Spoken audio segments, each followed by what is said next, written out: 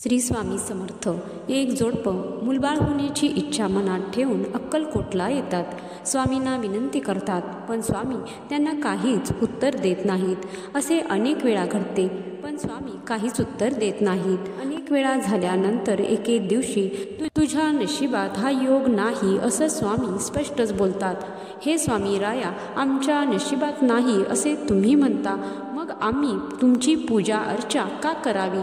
आम्ही तर नशीब बदलण्यासाठी आपल्या दर्शनासाठी आलो आहोत, असे त्या जोडप्यातील स्त्री स्वामींना बोलली. तिचं हे वाक्य ऐकताच स्वामी बराच वेळ स्तब्ध राहिले आणि हातात 2 खारका देत बोलले की या उभयंतांना अत्यानंद झाला.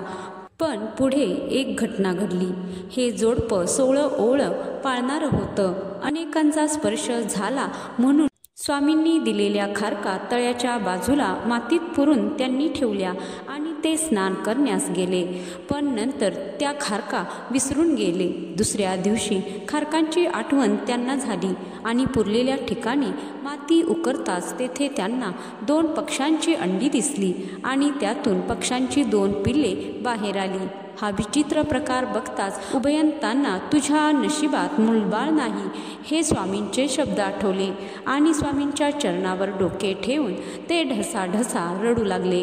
स्वामींना त्यांची दया आली आणि त्यास एक श्रीफळ देत ते बोलले, माते, हे घे श्रीफळ, जा, तुझी इच्छा पूर्ण होईल.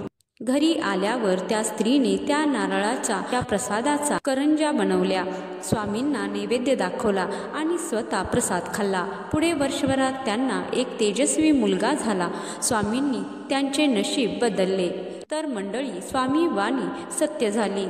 तर या कथेचा बोध हाच की विश्वास ठेवा, गरज पडल्यास स्वामी नशीबसुद्धा बदलवतात. हे कायम लक्षात ठेवा. धन्यवाद. जय श्री स्वामी समर्थ.